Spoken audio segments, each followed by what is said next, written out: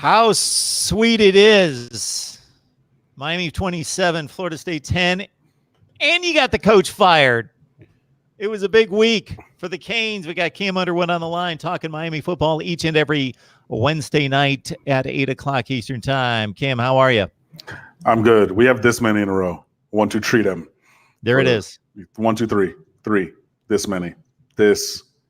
Sorry. There we go. That many right there in a row against Florida State. Yeah, I'm good. Honestly, a little upset that they fired Willie that fast or that quickly for a couple of reasons. But it happens. Yeah. So, I mean, I'm good, though. 5-4, beat Florida State, beat them badly. Could have easily had a larger margin of victory than the 17 points that it was. Yeah. Feel good. So I'm going to guess, without delving too much into the Willie Taggart situation, because we don't talk Florida State football here, we talk Miami. But of course, there is a connection that what you are alluding to right there is that that Willie Taggart was not doing a good job at Florida State. Therefore, you would like to see him stick around and lose some more games to Miami. But also, there might have been some other less than favorable circumstances surrounding Willie Taggart's firing being expedited based on, unfortunately, the color of his skin. All of that. Okay. One, yeah, Al Golden was here for 5 years, and they got 5 on us then. So I was looking to run that up. Also, as well, in addition, I'm not the only person who said that or said this kind of a thing. Bomani Jones from ESPN put up a very, very strong podcast about it on his show, and he also mentioned it on his television show, and I agree with him. White coaches don't get fired after 21 games, even when it looks like this. And, I'm not saying everything is based on race, but you cannot ignore the fact that race was a factor. And how do we know that? See, what I'm saying, Cam, is that I don't know. I'm not saying that it wasn't, but I don't see the evidence. He was doing a horrible job with a top 15 roster. Scott Frost is doing worse. Scott Frost took over not as good a football team, and I am almost going to guarantee you that Scott Frost's team looked a lot better on the field than Florida State. Florida State just doesn't belong. Nobody gets fired after 21 games. That's my point.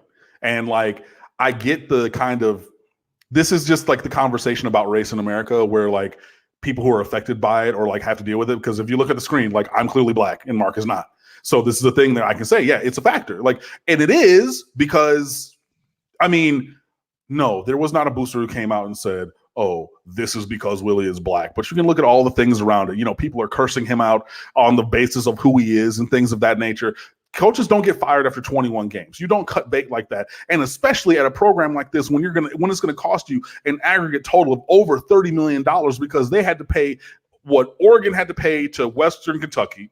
They had to pay that, and they had to pay the Oregon buyout, and they had to do that and give him compensation and pay him 85% of what's remaining on his current salary. So that's all told going to be $30 million or more. You don't just go do that on a lark. That's what I'm saying. And it rubs me the wrong way because it's clear that people are they're hesitant to mention race as a factor because it makes them uncomfortable. It is. It was because there is not a white coach at a program in America 21 games in who gets run off the way that Willie Taggart did. I'm not saying that Willie Taggart did a good job. Notice I'm not saying that. He did a very poor job. But you're not given the benefit of the doubt when you're a black coach to even finish a year 2 or get into a year 3 that other coaches are afforded. That's all that I'm saying, and that's the part for me in general as a black man in this world that rubs me the wrong way. But again, if you're looking tangibly at the product on the field, it was not good enough. But if it was not good enough for Willie Taggart, then we can also spin that forward and look at all kinds of other coaches currently coaching who got hired at that same time, who are 21, 22, 23 games into their coaching stint at their current school, who are not fired immediately today. And therein lies the difference. Gene Chizik won a national championship in 2010. In 2012, he went 3-9 and got fired. Yeah. He won a national championship. Okay. Willie Taggart didn't do a damn thing in Tallahassee, but look embarrassed every week. Again, we can look at coaches currently who are 21 to 23 games in their current jobs who are performing poorly and their teams are performing poorly, and they did not get fired this week. That is the difference. I'm bringing up a coach who won a national championship, and 2 years later he ggets fired for going 3-9. He has one bad season, but he's got a national title in the bank, and he got fired. Yeah, and I'm not going to say that. I mean, but wins and losses are not the only thing, and there are other things. So with Willie Taggart, there were probably off the field issues that people want to say and the boosters want to say. With Gus Miles, I'm not Gus Miles. Yeah, it was Gus Miles on. They're talking about other ancillary things other than the performance on the field, the way that he treated people at that situation and things like that. There are other factors. But my point is, race is one of those factors when it's a black coach. That's all that I'm saying. So, of course, you're saying if Willie Taggart was 17-4 after 21 games, everything would be hunky-dory and he would be great and they would be fine with that. But again, I'm saying if Willie Taggart was white and he had the 9-12 record that he had, he would still have a job. I don't know that. He's at Florida State. I do, because we can look at the... Anyway, we're digressing. Let's go forward with Miami. Cam. I understand it.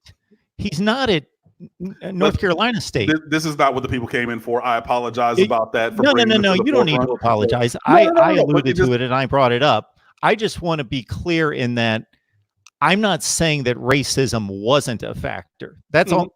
So I want to be clear that I'm not denying that racism is a factor all over the place and it's horrible. I hate it. Right. So I hope it wasn't a factor. I'm just saying I don't know. Okay. That's all I'm saying. I mean, I've been living too long to just give pretty much anybody the benefit of the doubt on that. So I guess we just disagree on that topic. We're not necessarily disagreeing. That's the thing. I don't know. Okay. I don't know. All right. Okay. Miami beat Florida State 27-10. They laid down the defense against Alex Hornibrook. He didn't have a chance. I watched every play of that game, and it was a butt kicking up front. And that was what, to me, was the most impressive portion of the game, even though Florida State has struggled along the offensive front for a number of years. Greg Russo and company those guys were relentless. Yeah, and that was where the game obviously was won. Florida State had been actually playing a little bit better on the offensive line in recent weeks. But Manny Diaz said it. He said they have not faced, and they've faced Clemson. He said they have not faced anybody who man-to-man are going to whip them along the line like we did. Without blitzing, there was some blitzing. But if you just look at the job that was done, and in the good, the bad, the ugly after the game, I went down and I named every single defensive lineman who played because they won their battles. They won their matchups pretty much across the board. Gregory Russo is an absolute freak, 6'6", 6'7", whatever. Just huge, monstrous, already 12 sacks in the year, 4 in this game, was the Walter Camp National Defensive Player of the Week, was the ACC Defensive Lineman of the Week, already tied for 4th all-time in the single-season sack record book for the Miami Hurricanes. And this is a guy who's only started 4 games this year. He has all the talent in the world, and he was just unblockable. They tried Florida State went to the Georgia Tech playbook from years ago, and they tried that cut blocking where, at the snap you dive at somebody's knees. But Miami was just, their technique at shedding those blocks was immaculate. And you can see the screen grabs of a couple of times when all 4 defensive linemen are surrounding Alex Hornibrook, and all 5 offensive linemen and the running back who's on pass protection, they're all on the ground because, they went to try to dive and cut block like that. But yeah, the defensive front was just dominant, absolutely flat dominant. And that was amazing to see. 16 tackles for loss, 9 sacks overall, led by Gregory Russo, like I said, just an absolute ass kicking up front. And that was what Miami should be. That, again, when we brought back Manny Diaz to be the head coach, that defense was what was in our heads of we're going to see that every week. We're going to see the offense or defensive line just going out and kicking ass. And that's finally what happened. Cam Akers only had 22 carries for 66 yards. When I was on with the Florida State guys last week, they're talking about, they're going to go to the wild Cam and he's going to do this, he's going to do that. His longest play was 16, and then he had the 18-yard swing pass touchdown on that gimmicky drive that they had. But otherwise, he really didn't do anything. The defense, it was strong. Had 2 interceptions, a forced fumble, 9 sacks, 16 tackles for loss. I think it was between plays that went for no yardage or lost yardage. I think 2 out of every 5 Florida State snaps was one of those. So either nothing or going backwards.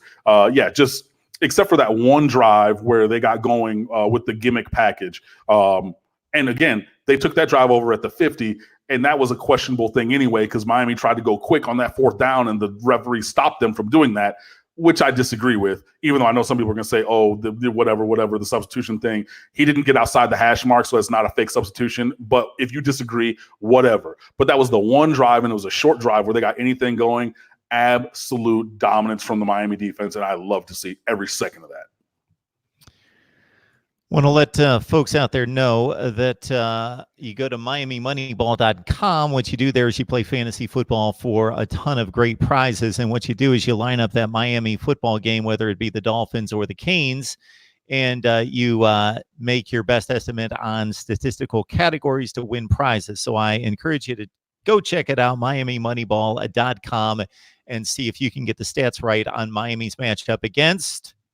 I don't even know who you're playing this week off the top of my head. Louisville. That's right, Louisville. Where's the game?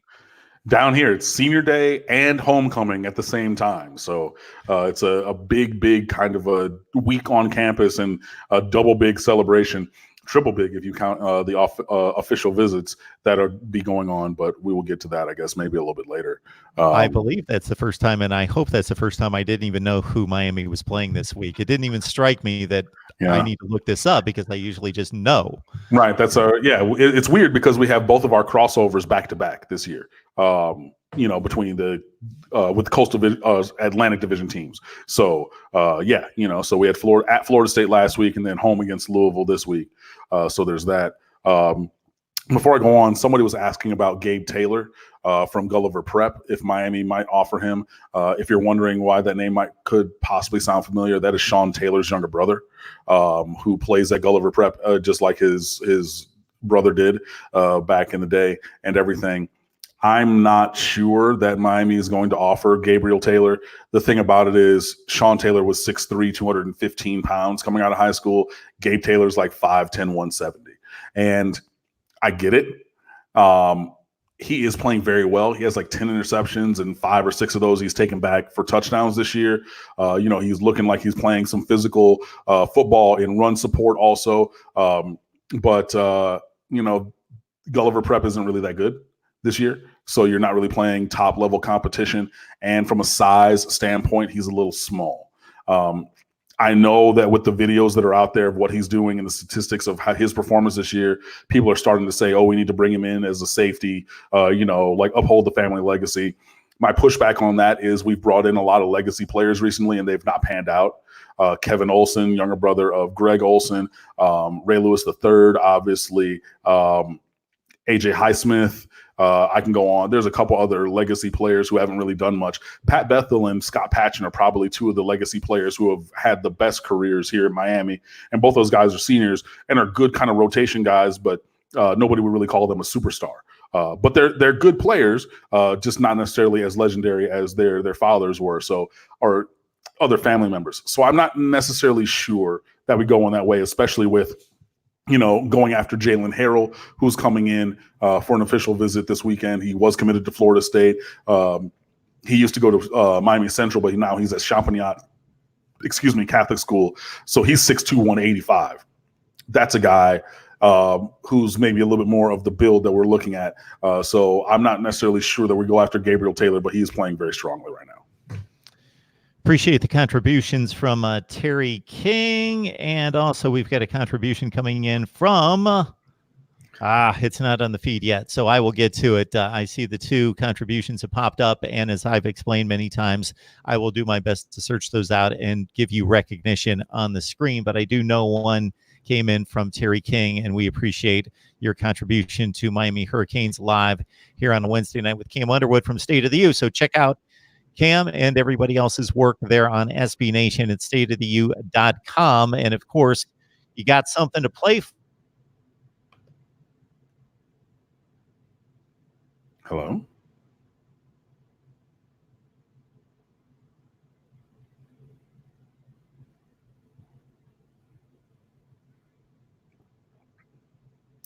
I don't know if I'm frozen or Mark's frozen.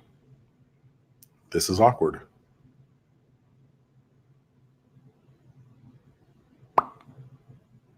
So yeah. Oh, Stay with me. There I am. Oh, it was Marco's phone. Okay, cool. Me. Usually when I lose it, I think it's my guess, and it typically is, but that was me, and I pressed a few buttons and strengthened up the Wi-Fi. Okay.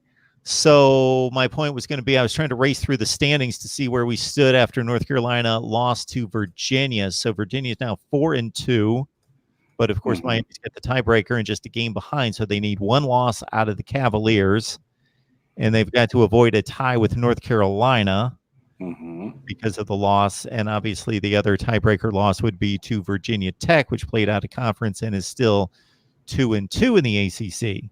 So, man, it is just going to be fascinating for me. There's no great team in the division. There's no elite team. It's no, we've got a top 10 team and then kind of separation. It's just, it's a mess, but it's going to be fun to watch and see who separates themselves or who wins some kind of crazy tiebreaker on the final Saturday of the season. Yeah, and the thing about it, it's always that coastal thing, and this is why I was so very viscerally angry at losing to Virginia Tech and Georgia Tech, because it put us in this negative situation where we currently stand. Ian Hesta, a career journalist who's contributing with us now part-time at State of the U, he always does these things, so I had him write it up for us.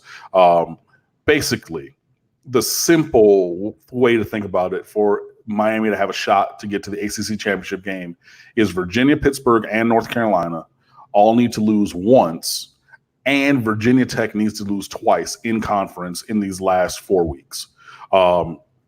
You can go look at that up on stateoftheu.com. He did a good job detailing all of that. There's almost as potentially possible a route to all 7 teams in the Coastal Division being 4-4 as there are for any individual one of those teams to win the division. So, yeah, it's a tough task, but basically, it starts with Miami winning out. So, got to win this week against Louisville, got to come back, win against Duke in the season finale, and obviously beat FIU after the bye week. But yeah. All right. The live chat is just that, very lively, as you can imagine, the way things started out here between Cam and I, right, and talking a little Florida State football. And obviously they are enemy number one, chief rival number one, and their coach just got fired, Willie Taggart, after a 9-12 start. Do you have any thoughts? We'll just make this very brief, Miami fans, just in regards to who the next guy could be, who the next guy should be there. No, not really. They can go in any number of directions. It depends on what the financial stakes or buy-in from the university is going to be there. It's going to be interesting because the university administration is changing at the end of this academic year, as well as the athletic director is supposed to be changing in 2020 also. So with both of those things that are going to, both those positions being in future flux, it is going to be interesting to see who they are able to bring in, or if they're able to get a big name, or they go interim for a year, kind of like when Luke Fickell was at OSU for a year in between of getting a coach that they really wanted. So maybe they go in that direction. I don't know. I'm just looking forward to whooping them again when they come down to Hard Rock, in 2020. So, I mean, do your worst, Florida State. We're here for it. Talking Miami football, and again, MiamiMoneyball.com. Check it out and play the fantasy games, and you can win a lot of great prizes there. I will throw up the full screen in just a second to know where to go, but it's simply MiamiMoneyball.com. We got Cam Underwood on the line from State of the U to talk Miami football, and there is hope back after going to Tallahassee. Did I just say Tallahassee? You did. And knocking out the Noles there 27-10 in a game that I certainly thought would be much closer, but the deciding component of the game was what I expected it to be, and that the Miami defense is markedly better than the Florida State defense, and that's what proved out. 27-10, just not a whole lot of offense. 203 total yards, 9 sacks out of Florida State. So their lowest 2 total offense outputs have been the last 2 years against Miami. 200 yards even last year in Hard Rock, 203 yards this year with an offensive guru as their head coach. So, again, when you peel back the layers of the onion, that's why I'm saying, I wanted him to stick around, because we were going to just continue to whip them every single year. Oh, man, I was going to say something. Oh, man. Oh, Got it. The question I still have is the offense overall for Miami, because Florida State really went to that 2017 Pittsburgh mentality or game plan against Miami and said, if you hit a couple of throws, you're going to win.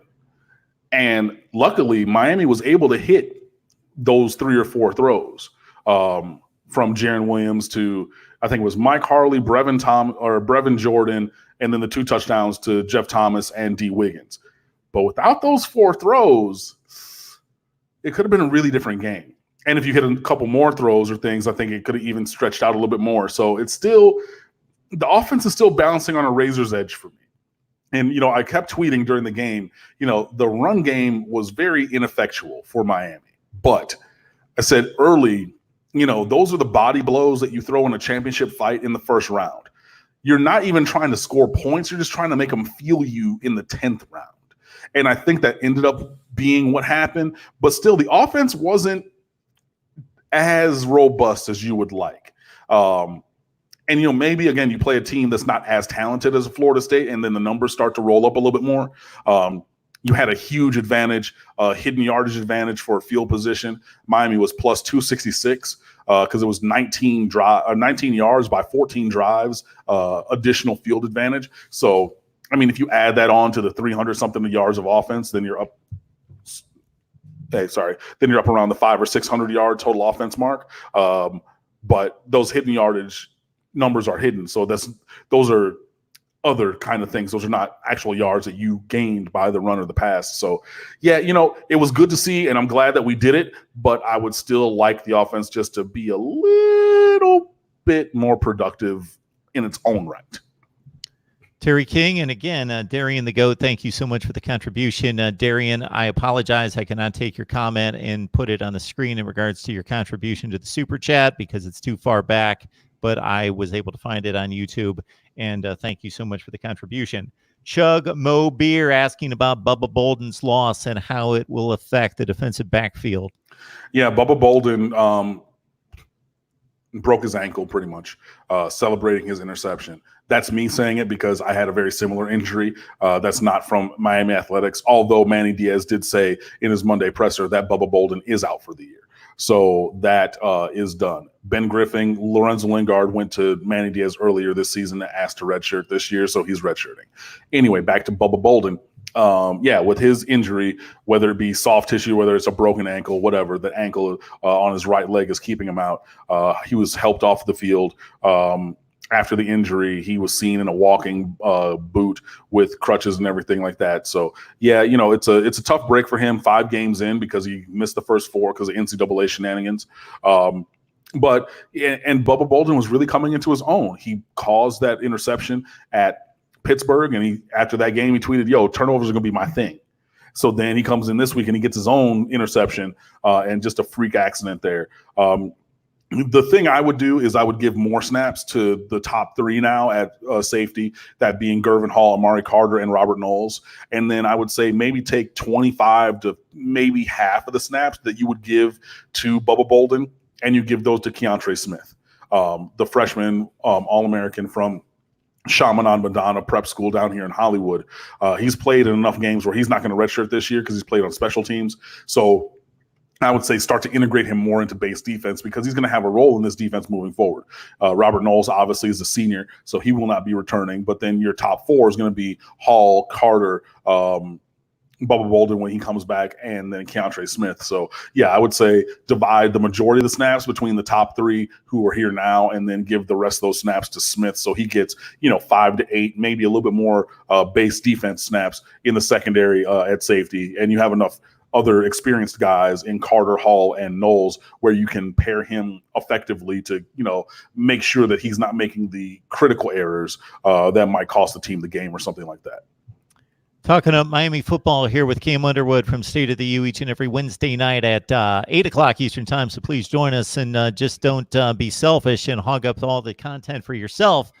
Let people out there know that we are around here every Wednesday night talking Miami football, and it should be an extremely interesting November with the ACC Coastal Division Championship in play, then it looked like it wasn't in play, and we should have known it was going to swing on back because of the topsy-turvy nature of this division and the teams in play. Is KJ Osborne as good as advertised? Better? How you would evaluate his play? Obviously coming in from Buffalo, lower level of play, but much touted and much excitement surrounding his emergence. And certainly he's been a key factor in the passing game. KJ Osborne is as advertised. He's not the most physically dominant player at the wide receiver position. He's not the biggest. He's not the strongest. He's not the fastest. But he is very crisp and pristine in his route running. His hands are usually pretty good. He did have a drop or two this week at Florida State. But yeah, no, he has settled that position group in the way that we thought he would. Just an older guy, he's 23 years old. He's a fifth-year senior. He's been in these games. Well, not these games per se, but he's played a lot of college football. And he's a guy who knows how to go about his business to get prepared and be ready to play major college football. So, he's been a real key addition to this team and to that wide receiver group, and just showing those guys how to prepare. So when you see a guy like a Mark Pope or like a D. Wiggins going out there and making these big plays, affecting the game in a positive way, it is hard to believe that they're doing that without having seen what KJ Osborne has done and then following and molding themselves through his preparation habits and things like that. So KJ Osborne is your leading receiver this year with 36 catches. He's second in yards at 439. Your leading touchdown receiver at 5 touchdowns on the year. So 4 catches for about 49 yards a game. But yeah, always out there. He blocks hard. He runs hard. All of his routes. He is that more professional, polished, mature guy, and his performance and his leadership, even the passive leadership of he doesn't even need to be that rah-rah guy. But if you remember back to fall camp, what happened every day after practice? He went on the jugs machine, because that's what I need to do to be ready. So I don't even need to say it. But if you're looking around the locker room, hey, where KJ at? KJ's still out there. And even that passive leadership is a thing that I think is paying dividends for this program, both this year and then moving forward. Because, these sophomores become juniors and juniors become seniors, and you learn the proper way to work and prepare. And I think that even more than the statistics on the field, which are still very good. And again, he had that game winner against Pittsburgh, has the most receiving touchdowns on this team. KJ Osborne's been a big, big positive addition for this team. Again, it's MiamiMoneyball.com. You go there, you review whatever game Miami's playing that week, whether that be the Dolphins or the Hurricanes, and you review the game, you look at the stats categories, you make your predictions, and if you get them right or close, and you pick out a number of great prizes and benefits that you can gain there at that fantasy football site, MiamiMoneyball.com. Somebody is touting Al Blades on the live chat. How would you evaluate his play to date? Al Blades has been good. Al Blades is out there. He's just doing his thing. So, he plays on all the specials as well as base defense. And yeah, he's really stepped up, his game. And it's funny, Marshall Thomas, one of our contributors at State of the U, he just wrote a piece today about the 2018 recruiting class really stepping up into starring roles for this program. And if you look on both sides of the ball, that's invariably true. So if you're looking at Jaron Williams was in that class, Cam Davis was in that class, Mark Pope, D. Wiggins, Breven Jordan, Will Mallory, a couple of the offensive linemen, Nessa Silvera, Gregory Russo, Al Blades, DJ Ivey, Gervin Hall. Except for linebacker, because those guys are old and they've been here since forever. But pretty much at every position other than linebacker, guys who are in that highly touted top 10 ranked 2018 recruiting class are starting to show why that they came in with that kind of acclaim and caliber and pedigree. And Al Blades is just one of those guys. So and that's the current sophomore class or redshirt freshman. So as those guys grow and develop, it stands to reason to be pretty optimistic about the future for the Miami Hurricanes, because when you have younger guys stepping into these starring roles and doing them well, you can only start to dream on what can happen in the future.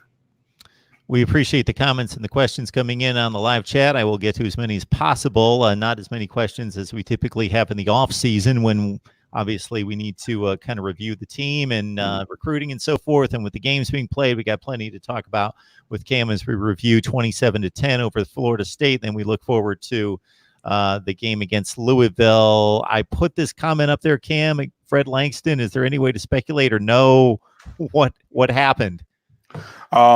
Players only meeting is, pretty much what it sounds like. So, they just said, look, the season's not going the way that we needed to, and we're going to address each other and call each other out. That was the Wednesday before the Pittsburgh game. I've heard a couple whispers of who was called out, but I'm going to reserve that for maybe a future time, or when they come out and say this is who was called out, because the players continue to be asked about that, obviously, because it was only a couple of weeks ago.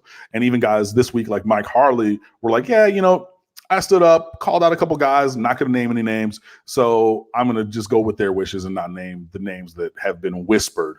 And again, just I do run a blog website, but I'm kind of a part-time journalist, quote unquote. So I do know, however, that the standard to report something is either firsthand knowledge because you were there, or 3 sources.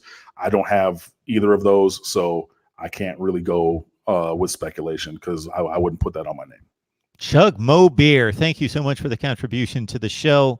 To help us keep it going here with Cam Underwood each and every Wednesday night at 8 o'clock Eastern Time. Miami Football Talk with 259 on the line. And Jay Jobs is reminding me, not that he intended to do this, but at 5-4 with 3 games left and 3 very winnable games, my 8-4 prediction may come into play. Boy, I would be awfully proud of that. I'm somewhat thinking, but it would be good enough to win the division. It might be, but like I said, I've been wrong about my season prediction for a couple months now, because I had 10-2. But again, when you start to see the way that Miami's playing, this is more what I thought we would see. Even that North Carolina game, if they would have played that way through most of the year, you win most of those other games that you drop.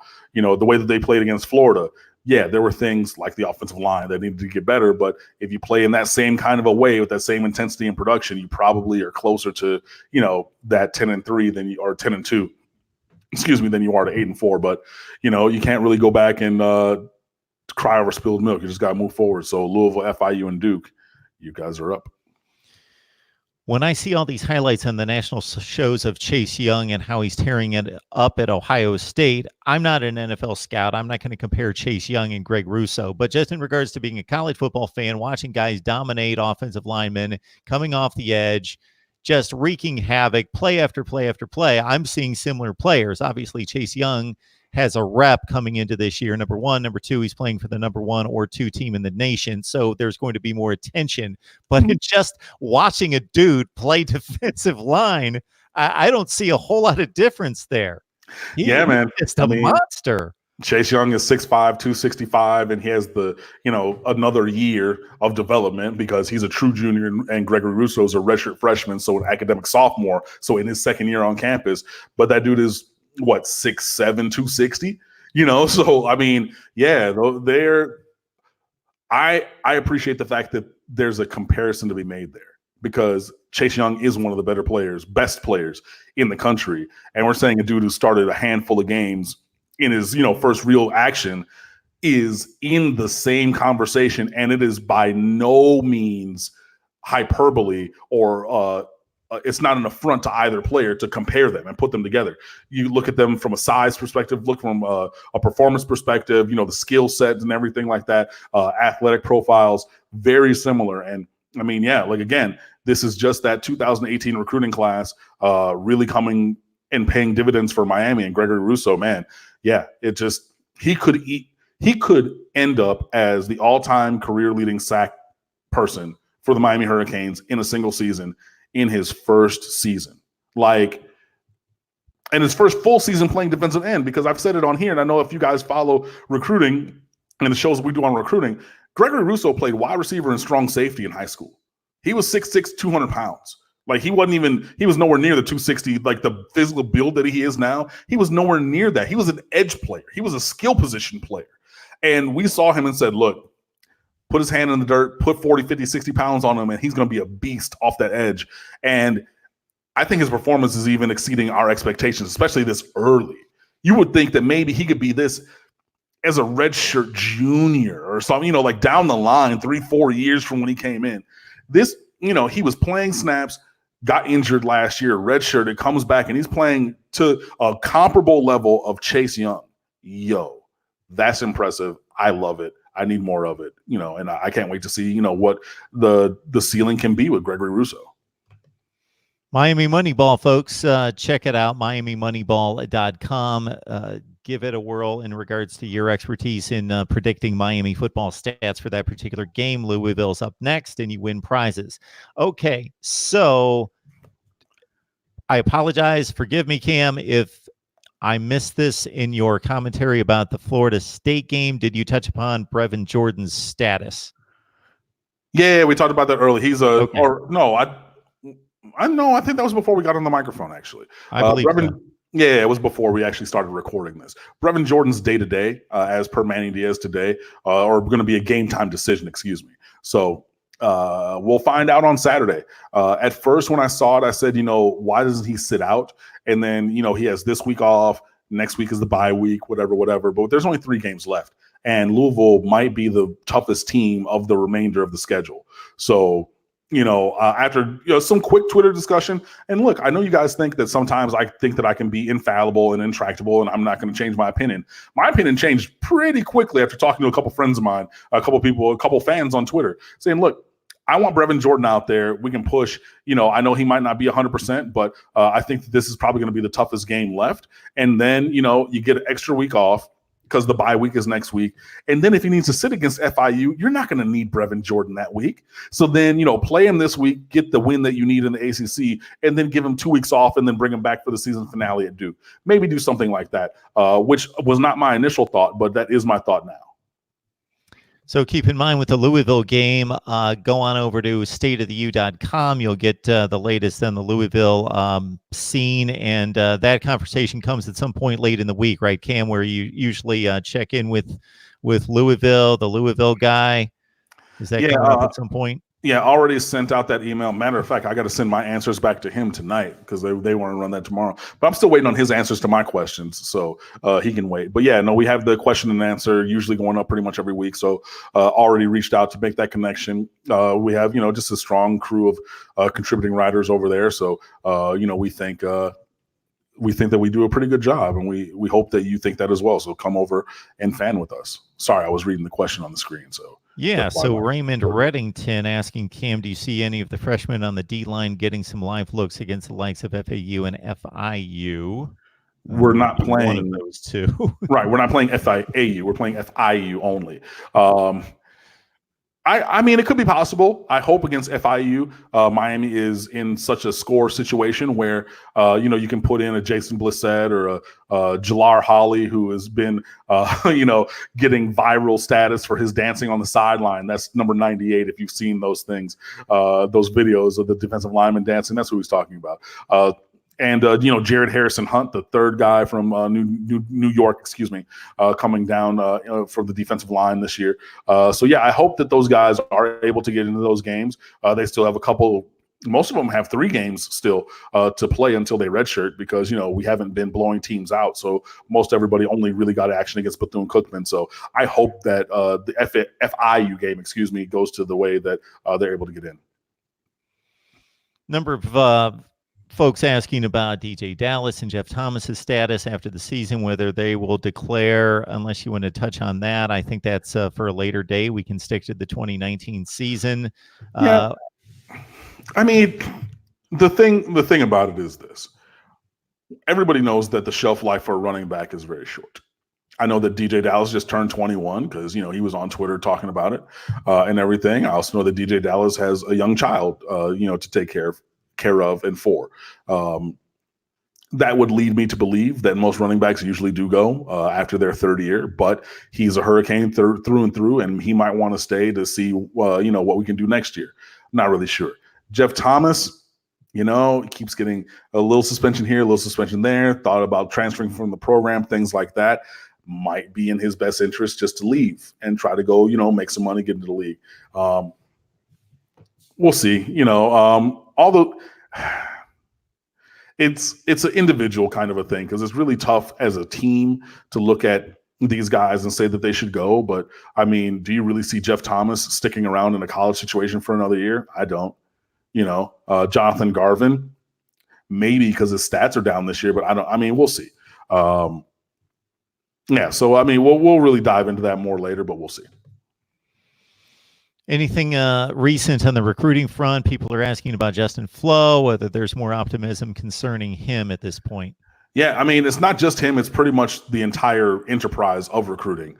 Manny Diaz, he obviously is not able to name any players by name because that's a recruiting violation. But at his Monday presser, he said, we're always looking to upgrade the team and the roster as best we can. So, and he kind of just tilted his head, which to me says some of the guys who are committed to Miami right now will not be signing with Miami, and we're going to try to upgrade those scholarship slots. Andrew Ivins from 247 Sports already reported that Antonio Smith, the 3-star offensive lineman from Ocala Vanguard, will not be coming to Miami, and that's of Miami's doing. So we're waiting on the, respect my decision note from him and, other positions as well. Now, I mentioned it or teased it earlier this week, and I think it goes up on Friday. It's the first official visit preview of the year because we have not hosted official visits since the spring. So there are two big ones this week. One is Jalen Harrell, 4-star safety from Champagnat, who I already mentioned. He used to go to Miami Central. He was formerly committed to FSU, yada, yada, yada, sis, boom, bah. He's Miami's number one target at safety right now. So I think that Miami's going to push hard, especially since Harrell visited Georgia Tech last weekend and by all accounts had a very strong visit there. The big one is Justin Flo. 5-star linebacker, number 3, number 5 overall player in America, number 1 linebacker in the country, 6'2.5", 225. His nickname is Baby Man just because he is, if you look up the highlights and you see him just ragdolling guys and things like that, he's a physical freak. And everybody thinks that Clemson leads for him. Everybody thinks, or most people think, that he's probably going to end up going to Clemson. But apparently, and according to Kane Sport and to Ivins from 247 inside the U, saying there is a sense of optimism because he's coming down for this visit, and he has visited previously as an unofficial over the summer. So I was saying for a 5-star out-of-stater, you need at least 2, hopefully 3 visits down for a camp, an unofficial, and an official visit. Now you could tie the camp and unofficial together, which is what he did. So that's fine. But yeah, you're bringing him in for an official visit and you're going to shoot your shot. It is a little bit early because, he could sign in December or he could sign in February. And you've already used your visit. But I think that he's going to sign in December, and next week after his visit to Miami is the week that he's going to Clemson. So you get in there a little bit early and you show him, hey, all these linebackers are leaving. Even with Zach McLeod coming back, you're still going to be able to play, and then as a freshman, and then as a sophomore, be one of the leaders. And again, you're showing, hey, this class that's currently sophomores are the foundation of what we're doing. So when you're a sophomore, you'll integrate with those juniors and seniors and be a foundational player for this organization as well, this program as well. So yeah, it's a thing where it starts to become real because he's coming down for his second visit now. It is not, probable. Well, we won't call it. It's not that. It's possible. But obviously there's been continued communication even through the beginning of the year, and there's been a consistency of message from the coaching staff, just because there's been a consistency of message even to the fans through the, losing, multiple games that otherwise we think we should, or Miami should not have earlier this year. So it is going to be a heavy lift for Justin Flo, for Darnell Washington, 5-star tight end from Las Vegas Desert Pines High School, for any of these guys who are, highly rated and being pursued by lots and lots of teams. It will not be easy, but you have to leverage your current success. And, Florida State, they dominated recruiting when they were winning and when they were winning against Miami specifically. All those years when we lost 7 in a row, the reason that we had so many decommits, honestly, so many of those guys went to Florida State. Said, I'm not going to go here. I'm going to go there. We have to enact that same thing. So whether it's, finding a way to get Justin Flo or Darnell Washington, or flipping, Jalen Knighton was committed to FSU, running back, very good running back, All-American running back from Deerfield Beach High School. He's decommitted now. He can come to Miami. and Miami's been recruiting him for the duration. There's so many ways and things ways to go and things to do in recruiting. So yeah, this week we have Harold and Flo on campus. Obviously, you got to put your best foot forward with the game against Louisville. Again, respect all opponents and fear none, but we know this year especially that Miami cannot just go with this turnover chain like on my T-shirt or the name emblazoned across the front of the jersey and say, we're going to beat this team implicitly because we wear these colors. You have to go out there and earn it. You have to go out there and do that. And when you demonstrate that, if you have a strong defensive performance with two of your top defensive targets there on official visits, it only stands to reason that could be positive for the recruiting efforts. And then you spin that forward. So now we're going to go, all these guys recently that Miami's contacted who were or are committed to Florida State. Yo, that's a dumpster fire. That's trash. And it's the same thing that Florida State was saying when we were bad. Look, so y'all come on down here. You do these things. So yeah, there are two big official visits coming on, but this season has been kind of quiet on the recruiting front. That's why, I've let it go a month and a half or 2 months between recruiting class breakdowns on the website because, ain't nothing going on really. But now you start to win some games, and it's into November, and you start to see a coordinated push by the evidence that there are guys who are coming in for these visits, official or unofficial. You see the board expanding in key ways with key players and these offers and these contacts and these coaches' visits. That's what I'm talking about, and I want to see what happens. So you get my weekly college football predictions, both straight up and against the spread. You grab the link in the description section below of any of the videos next to Voice of College Football Community. Also help build the channel by shopping at Amazon. You grab that link right there. Christmas is coming, as they say. That would be. That Christmas is coming, and if you grab the link in the description section below, you help us build the channel. It's the same shopping experience. I'm looking at Jaron Williams' numbers: 10 touchdowns, 3 picks, 67% completion percentage, almost 1,500 yards. Mm-hmm. Compare the Jaron Williams of Game 1 against Florida versus the one that you saw against Florida State. Much more confident, healthy. That's a big thing. And like I spoke about that recently as well. He wasn't healthy for a while, and you could just tell it. You could see it. And so, yeah, when you are healthy, when you feel good, you just have a little extra pep in your step, a little bounce in your game, a little swag about you. And he had that. I think that he played well against Florida. He didn't really make too many mistakes. I think that he did hold the ball a little bit too long against Florida. It's a borderline thing. Where, it's holding the ball to try to get the ball out and make a play versus holding it too long and getting sacked. I think that clearly in the Florida game, he held it too long and ate a bunch of those sacks. But yeah, he's playing strong. He's confident, and, he's really just starting to hit his swag. You get good protection. You trust the protection. You hit your deep shots for touchdowns over the top to Jeff Thomas and D Wiggins. You hit a nice ball to Breven Jordan. You hit a nice ball to Mike Harley. And a couple other nice throws too. So yeah, I think that he's really just kind of settled down, really confident in his body, confident in the play calls and the offense, and more comfortable with the thought that his offensive line is going to do their job, because that was a glaring issue in the Florida game, and I think that affected his psyche. But as the season has gone on and the offensive line has taken leaps and bounds forward in their performance, I think that has helped Jaron Williams as well. I was trying to find the betting line on this one. Louisville, Miami, and Coral Gables. What do we have here? I'm going to guess 9.5.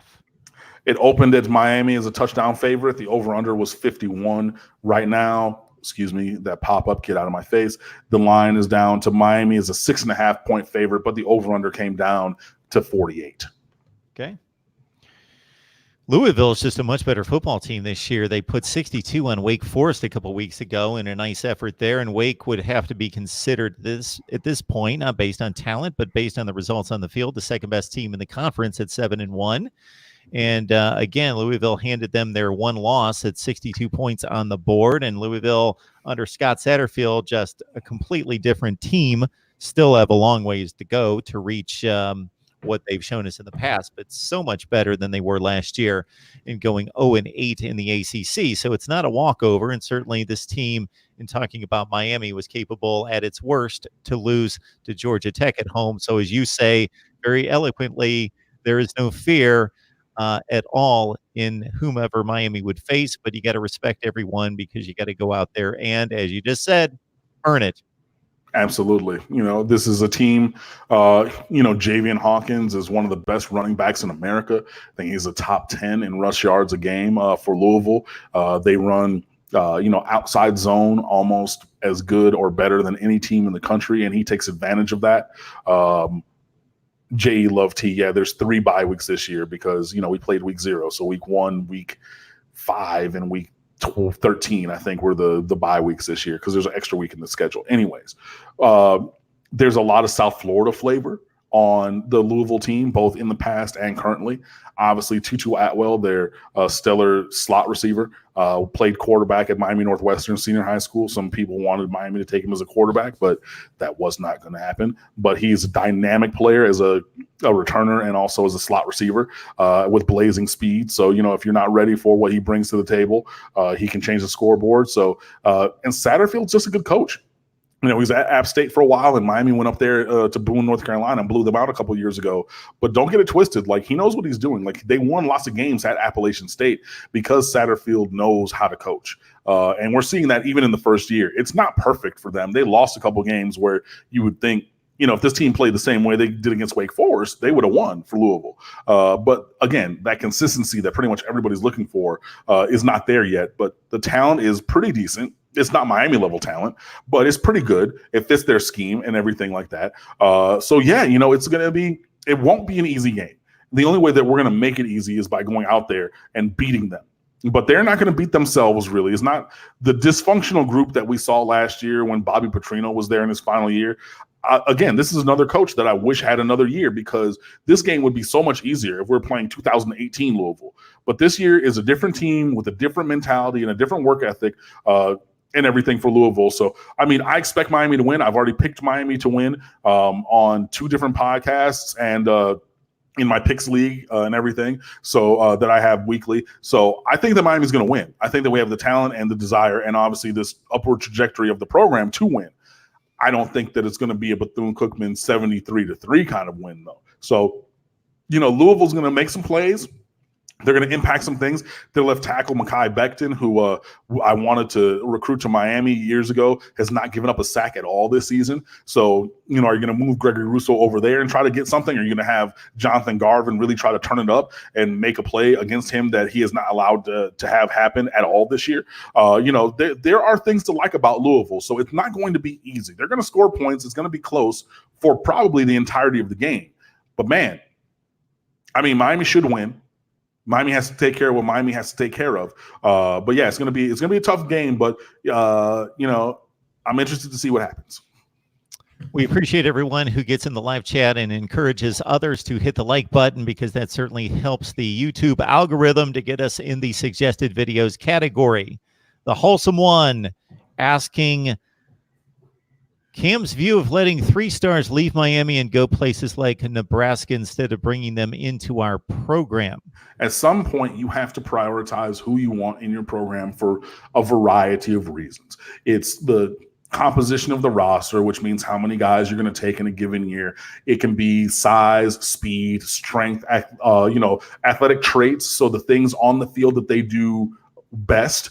And also that personality point, you've heard talk about guys who are cancerous in the locker room.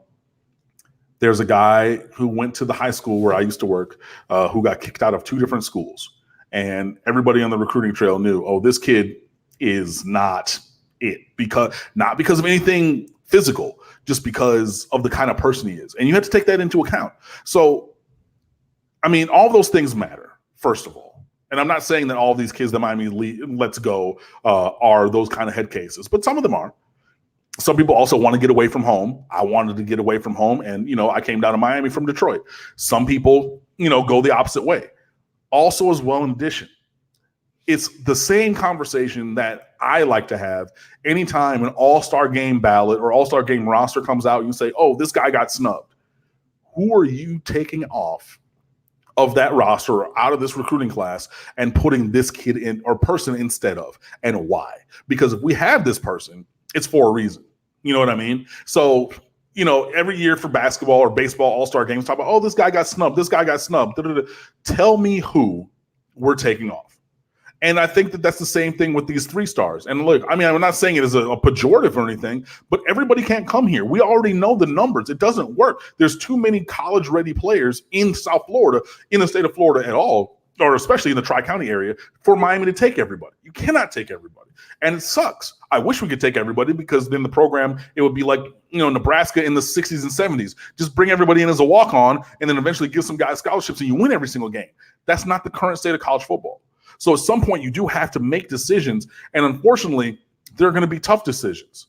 Miami decided years ago to go after Matthew Thomas and Jermaine Grace for their 2 linebacker spots. You missed on Matthew Thomas, but then you think, oh, it's National Signing Day.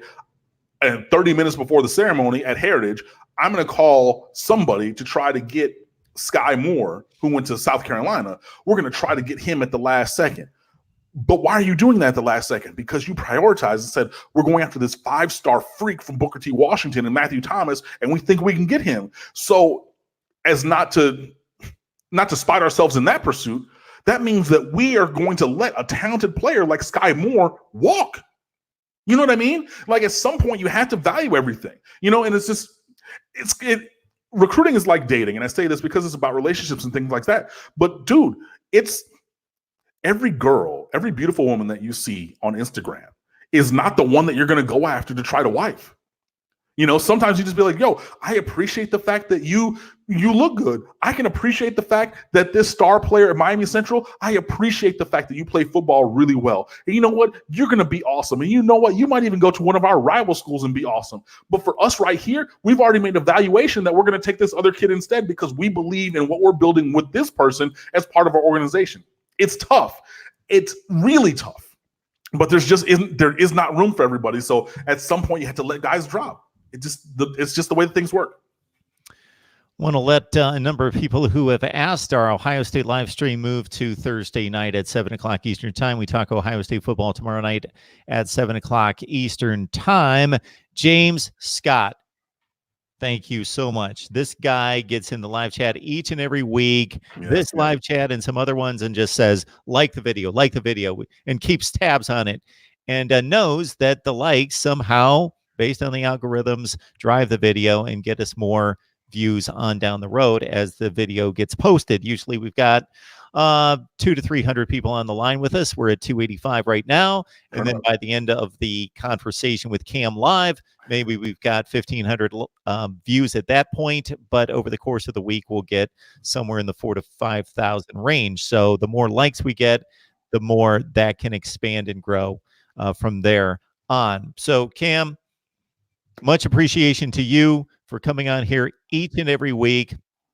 I don't know that everybody in the live chat, I guarantee that not everyone in the live chat, but I know that a few of you fully appreciate Cam's appearance with us each and every Wednesday night. He runs a top flight SB Nation site in addition to a full-time job, in addition to wanting to have a social life and do all other sorts of things that he does and keeps track of.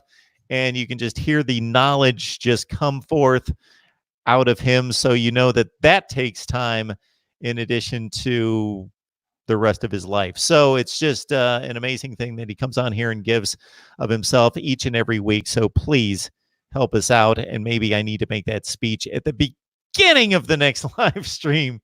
And we'll do that, of course, next Wednesday night after, hopefully for all of you, not so much for me because I'm neutral on this one, a win over the Louisville Cardinals. All right, Cam, we appreciate it. No problem. Thanks to you guys. So just be sure, please go over to stateoftheu.com. Fan with us over there. Instagram, Twitter, Facebook at the State of the U. I'm at Underwood Sports. And just announced yesterday, I have a daily Canes podcast, Locked on Canes with Fred Perdue. You can find that anywhere that you listen to podcasts. And that's every day. It's only about a half an hour. So, we have this time still with Mark, but then there's even more of me as well that you can listen to. So go seek that out and like, listen, subscribe. Thanks. See everybody later. I'm talking Penn State, Minnesota a little bit later, not live, but be looking out for that preview of 2 undefeated football teams. So we'll see you soon.